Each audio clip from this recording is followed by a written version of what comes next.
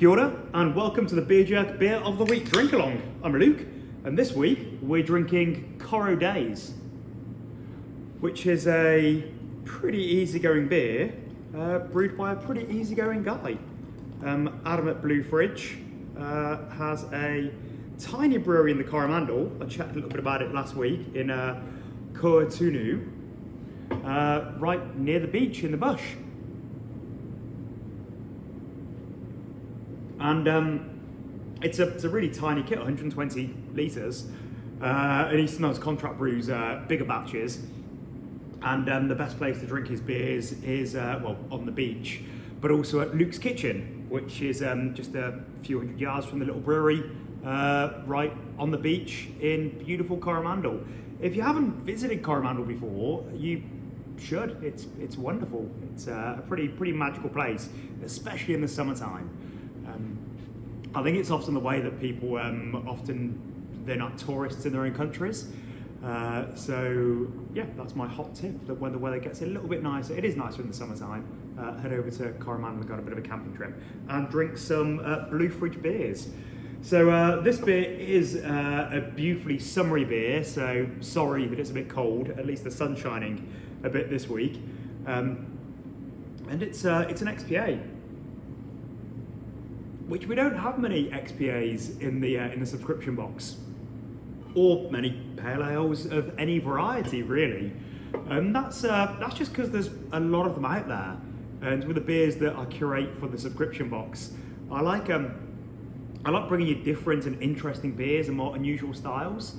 So yeah, if we do put a hazy beer or an IPA or an XPA in the box, it's going to be something that's a pretty standout example of that style, which in this case it very much is. So it's lovely light pale straw colour, a couple of little particles in there because it's unfiltered, and it's a very easy drinking beer, and it's hopped with Nectaron,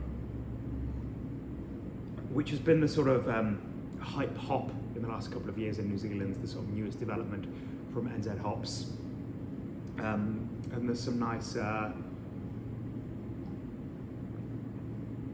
just the whole gamut of really lovely fruity flavours in there. There's some nice, like apricot-y peach, I'm really getting at the forefront. And sort of a little bit of like grilled pineapple taste in there as well. And it's, a beer that will go down very, very easily. So, yeah, there's not a whole lot to say about it really, other than it's really well made. There's a good mouthfeel to it, good body to it.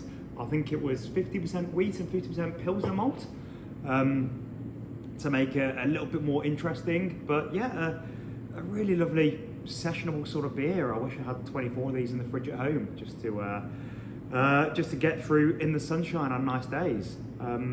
Beautifully made beer. You know it's going to go well with food. And yeah, that's about all I have to say about it really. Other than the can art, as always with Blue Fridge, is pretty fantastic. Adam there he has a background in design, so he has a really good way with the artwork on all his cans. If you've been with Beer Jerk for a while and you've got our advent calendars, you may have tried this when it first came out. So a year and a half ago I think it was in the 2021 advent calendar, we had it as one of the beers there.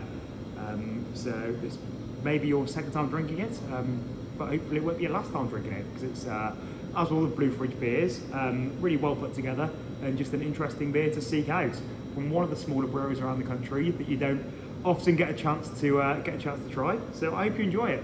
Cheers.